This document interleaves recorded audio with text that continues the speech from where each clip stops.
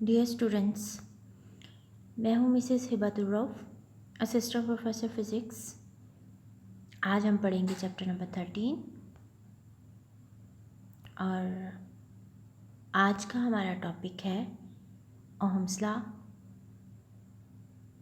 और फिर इसमें हम डिफ़ाइन करेंगे रेजिस्टेंस को, ohmic and non ohmic devices को देखेंगे, ओहम्स लॉ की लिमिटेशंस क्या हैं, और लास्ट में हम सीरीज़ और पैरेलल कम्बिनेशंस ऑफ रेजिस्टर्स के का एक रिव्यू लेंगे। सबसे पहले हम देखते हैं कि ओहम्स लॉ क्या है। जॉर्ज साइमन ओहम एक जर्मन फिजिसिस्ट था जिसने बहुत सारे एक्सपेरिमेंट किए और एक्सपेरिमेंट्स करने के बाद 1826 में एक लॉ स्टेट किया। उस लॉ के अकॉर्डिंग जब किसी भी कंडक्टर में से करंट फ्लो करता है और उस कंडक्टर के टर्मिनल्स पे जो पोटेंशियल डिफरेंस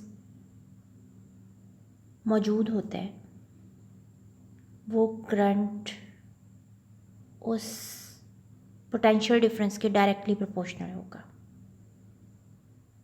लेकिन इसके साथ एक कंडीशन है, ये उसी सूरत में डायरेक्टली प्रोपोर्शनल होगा अगर उस कंडक्टर की फ़िज़िकल कंडीशंस कांस्टेंट रहेंगी। फ़िज़िकल स्टेट या फ़िज़िकल कंडीशंस जैसा कि टेम्परेचर वगैरह, अगर टेम्परेचर वेरी कर जाता है तो उस पर ओहम्स लॉ एप्लीकेबल नहीं होगा। तो हम इसको मैथमेटिकली कैसे लिखेंगे? I current proportional to V, और प्रोपोर्शनलिटी का साइन जब हम ड्रॉप करेंगे तो एक कांस्टेंट अप्लाई करेंगे, I is equal to 1/r into V, और हम इसको लिख सकते हैं V is equal to I R. R आपके पास रेजिस्टेंस है जो कि कांस्टेंट होगी। जो कंडक्टर जिसमें से करंट फ्लो कर रहा है और जिसके टर्मिनल्स पे पोटेंशियल डिफरेंस क्रिएट हुआ, उसी कंडक्टर की ये रेजिस्टेंस होगी जो कि कांस्टेंट होगी। रेजिस्टेंस की यूनिट ओहम्स है और वोल्ट पर एम्पियर। रेजिस्टेंस को हम डिफाइन कैसे करेंगे कि बेसिकली रेजिस्टेंस जिस कंडक्टर में से करंट पास कर रहा है उस कंडक्टर के अंदर ऑपोजिशन होगी जो कि offered by the atoms of the conductor to the flow of electric current, या ratio of the potential difference V across the conductor to the current I flowing through it, R is equal to V/I, और इसकी unit होगी ohm, जिसको हम एक Greek letter omega से denote करते हैं, और जो कि वोल्ट्स पर एम्पियर की इक्वल होगी। तो हम ओहम को कैसे डिफाइन करेंगे कि किसी भी कंडक्टर की रेजिस्टेंस 1 ओहम होगी जब उस कंडक्टर का पोटेंशियल डिफरेंस जो उसमें प्रोड्यूस हो रहा होगा 1 वोल्ट होगा, और उसमें करंट जो उसमें से पास कर रहा होगा वो 1 एम्पियर होगा।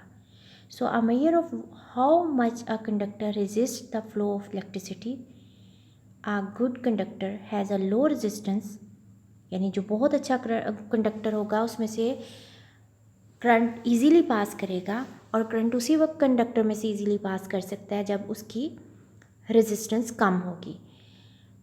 और पुअर कंडक्टर जिसमें से करंट इजीली पास नहीं कर सकेगा या जिसकी कंडक्टिविटी बहुत कम होगी, वो किस वजह से होगी कि उसकी रेजिस्टेंस हाई होगी। सो ये रेजिस्टेंस जो है ये किस पे डिपेंड करती है? रेजिस्टेंस डिपेंड करती है कंडक्टर के नेचर पे, यानी कंडक्टर किस टाइप का है, उसकी डायमेंशन पे, और उसकी फ़िज़िकल स्टेट पे, यानी कि टेम्परेचर वगैरह पे। रेजिस्टेंस के डिसएडवांटेजेस क्या हैं? Resistance causes some of the electrical energy to turn into heat. Resistance की वजह से एक इलेक्ट्रिकल एनर्जी प्रोड्यूस होती है जो कि जिसको हम हीट एनर्जी कहते हैं। So some electrical energy is lost along the way. कब? जब इलेक्ट्रिसिटी उस कंडक्टर में से पास करती है, उस वक्त उसमें हीट प्रोड्यूस होती है। और वो हीट प्रोड्यूस किस वजह से होती है? इलेक्ट्रिकल एनर्जी की वजह से होती है, यानी उसमें से करंट पास करने की वजह से। और वो एनर्जी किसी न किसी वजह से या उसमें से पास करते हुए वेस्ट हो जाती है।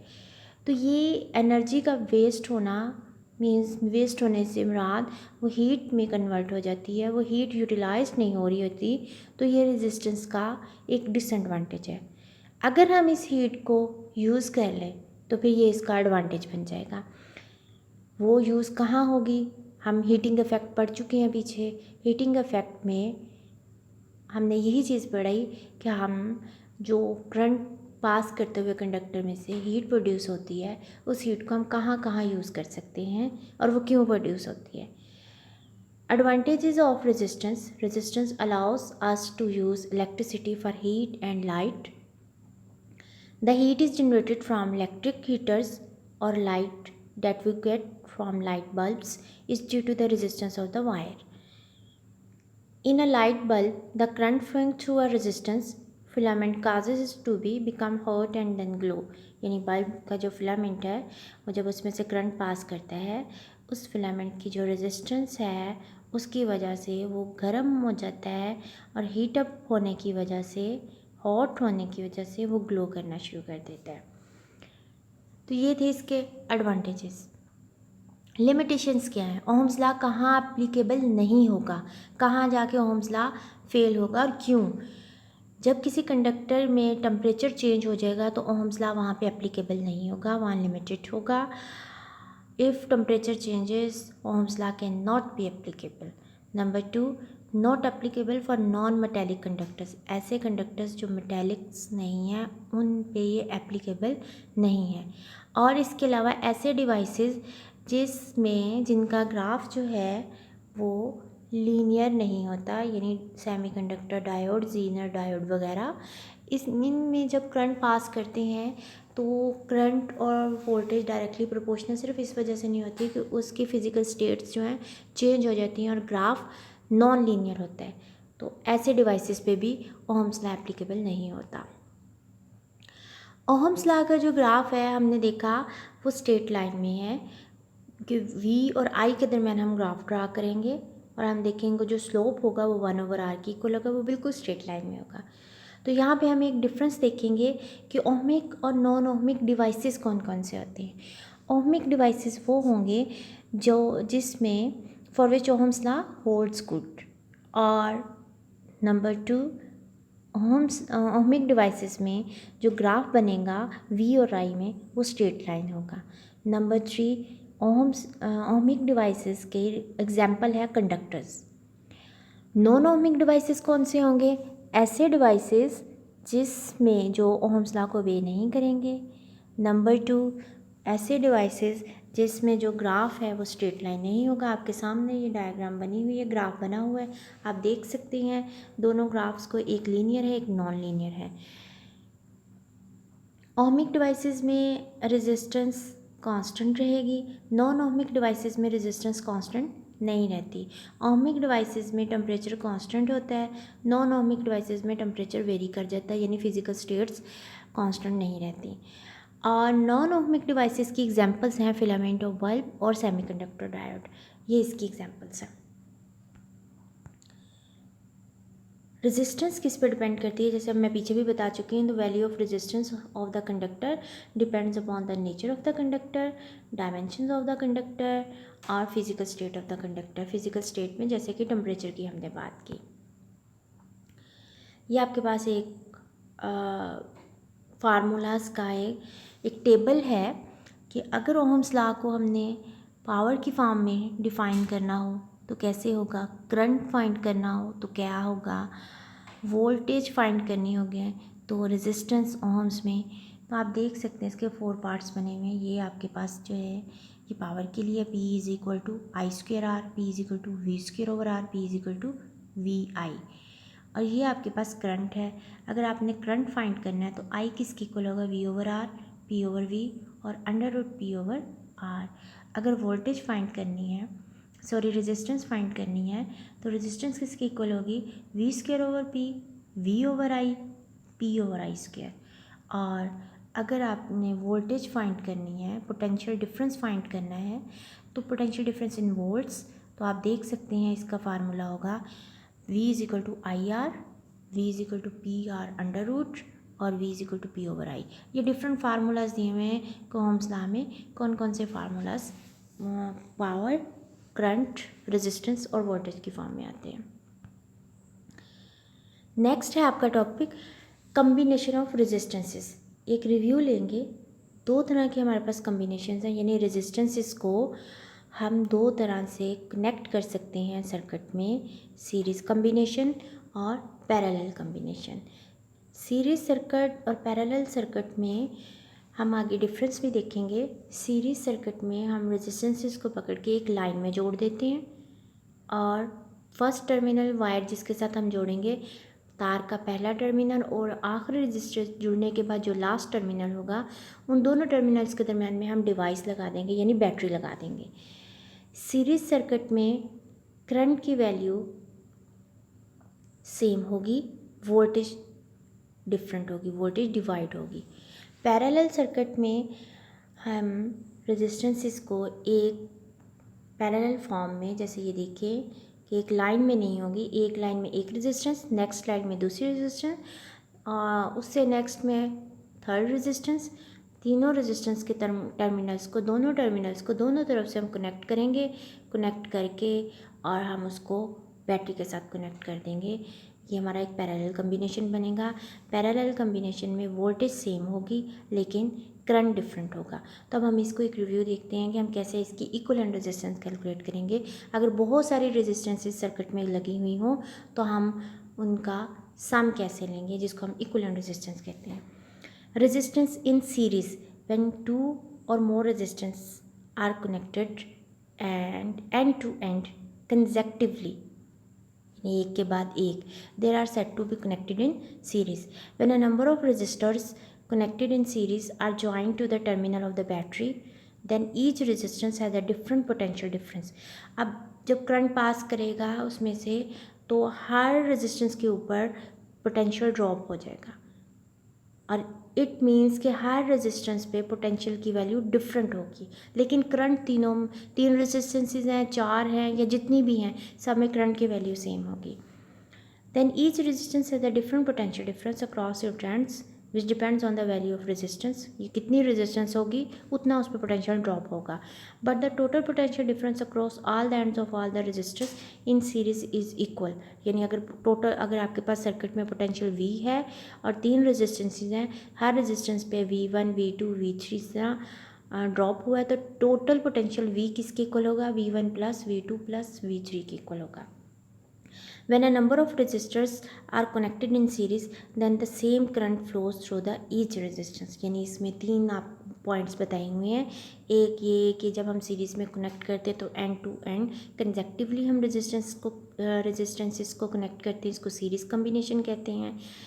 दूसरा ये कि वोल्टेज डिफरेंट होगी, हर रेजिस्टेंस पे वोल्टेज ड्रॉप होगी, लेकिन टोटल वोल्टेज आपके पास जो कि सम होगा तमाम रेजिस्टेंसेस पे ड्रॉप होने वाले पोटेंशियल का, वो टोटल वोल्टेज के इक्वल होगा। नंबर 3 ये पॉइंट बताया गया कि करंट की वैल्यू हर रेजिस्टेंस में सेम होगी।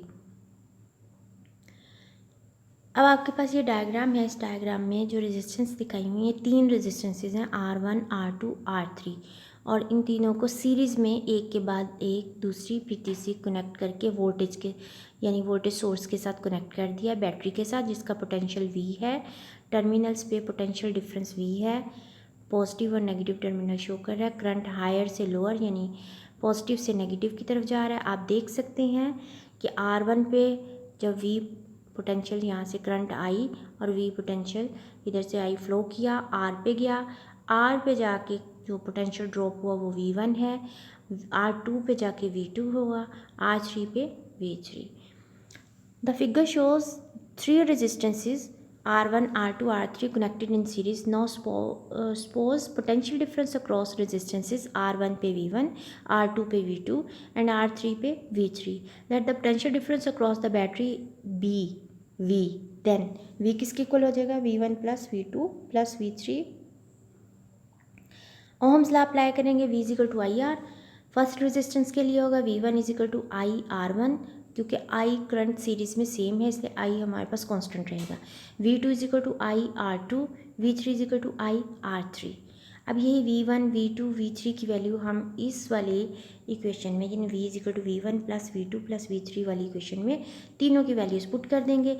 तो V is equal to I R है, आई आर इजिकल टू हमारे पास आ जाएगा I R is equal to I R1 I plus I R2 plus I R3। यहाँ से हम आई कॉमन ले लेंगे, ब्रैकेट में हमारे पास R1 plus R2 plus R3 रह जाएगा, आई से आई कैंसिल हो जाएगा तो R किसके इक्वल आ जाएगा? R1 plus R2 plus R3। So therefore we conclude that the sum total resistance in a series resistance connection is equal to the sum of all the resistances। ये R हमारे पास equivalent resistance होगा, यानी total resistances का सम। Parallel में क्या होगा? जब दो या दो से ज़्यादा रेजिस्टर्स को हम कनेक्ट करेंगे सेम पॉइंट पे, they are said to be connected in parallel. Same point यानी जितनी भी रेजिस्टेंसेज होंगी, दो रेजिस्टेंसेज है, तीनों रेजिस्टेंसेज है, तीनों के साथ बैटरी का टर्मिनल जो पॉजिटिव कनेक्ट होगा एक ही पॉइंट पे कनेक्टेड होगा, और बैटरी का नेगेटिव टर्मिनल तीनों का इकट्ठे नेगेटिव टर्मिनल रेजिस्टेंस के साथ कनेक्टेड होगा। When a number of resistances are connected in parallel then the potential difference across each resistance is same. Parallel में V यानी वोल्टेज पोटेंशियल डिफरेंस सेम होगा, लेकिन पैरेलल में आपके पास करंट की वैल्यू डिफरेंट होगी। पैरेलल कम्बिनेशन कुछ इस तरह से होगा, ये जैसे मैंने आपको बताया, तीन रेजिस्टेंस को एक के बाद दूसरा फिर तीसरा रखा, लाइन में नहीं रखेंगे हम इसको पैरेलल, यानी एक के नीचे दूसरी, दूसरी के नीचे तीसरी, और फिर तीनों के जो टर्मिनल्स हैं उनको आपस में कनेक्ट करके और इकट्ठा वोल्टेज के साथ कनेक्ट किया हुआ है। आप देख सकते हैं यहाँ पे इकट्ठा एक ही पॉइंट पे पॉजिटिव टर्मिनल से कनेक्टेड है तीनों, एक ही पॉइंट पे नेगेटिव टर्मिनल से कनेक्टेड है। और आप ये भी देख सकते हैं इसमें V की वैल्यू पोटेंशियल जो है वो सेम है, लेकिन करंट I1 R1 की तरफ I1 जा रहा है, R2 की तरफ I2 जा रहा है, R3 की तरफ I3 जा रहा है। सो इसमें करंट आपके पास डिफरेंट होगा। सो जब करंट डिफरेंट होगा तो I किसके इक्वल हो जाएगा? I1 plus I2 plus I3 के equal. According to Ohm's law I किसके इक्वल है? V over R। और I1 किसके इक्वल होगा? V over R1। I2 किसके इक्वल होगा? V over R2। I3 किसके इक्वल होगा? V over R3। यहाँ V सेम है क्योंकि पोटेंशियल हमारे पास सेम है। ये हम तीनों की वैल्यूज़ I1, I2, I3 में पुट करेंगे। V ओवर R हमारे पास आ जाएगा, V over R is equal to V over R1 plus V over R2 plus V over R3। V common निकाल लेंगे, ब्रैकेट में हमारे पास 1 over R1 plus 1 over R2 plus 1 over R3 रह जाएगा। V से V कैंसिल हो जाएगा।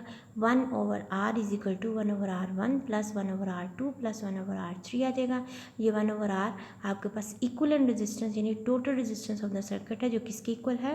वो हमारे पास total resistance in a parallel resistance connection is equal to the sum of reciprocal of all the resistance. जितनी भी रेजिस्टेंसेज हैं उनका रेसिप्रोकल यानी 1 over R1, 1 over R2, 1 over R3 के सम की इक्वल है।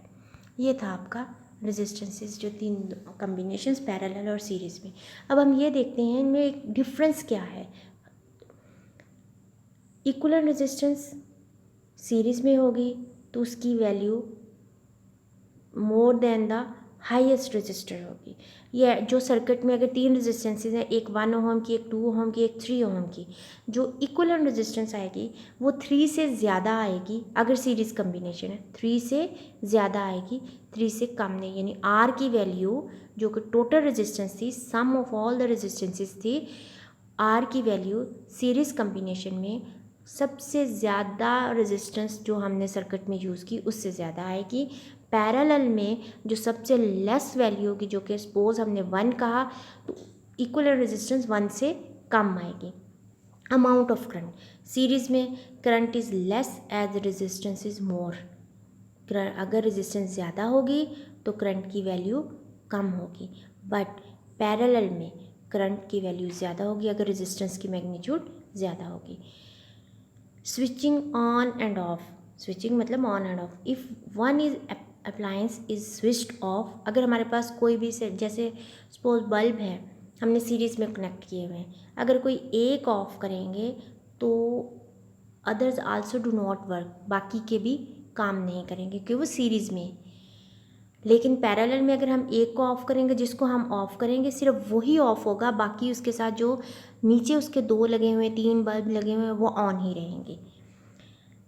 Appliances failure, if one appliance stops working none of the appliance will work, ये ऊपर वाली बात से रिलेटेड है, उसमें इंडिपेंडेंटली काम करेंगे पैरेलल में। Potential difference, potential difference series में हर जो रेजिस्टेंस है वो मैक्सिमम पोटेंशियल डिफरेंस को रिसीव करेगी, लेकिन पोटेंशियल पैरेलल में पोटेंशियल डिफरेंस क्या आ जाता है, वो डिवाइड हो जाएगा। सो उसमें पोटेंशियल डिफरेंस की वैल्यू कम होगी क्योंकि सीरीज़ में आपके पास वोल्टेज डिवाइड हो जाती है, ठीक है, हर कम्बिनेशन पे जाकर ड्रॉप हो जाती है। ये था आपका सीरीज़ और पैरेलल का डिफरेंस। Thank you. आज का लेक्चर ख़त्म हुआ।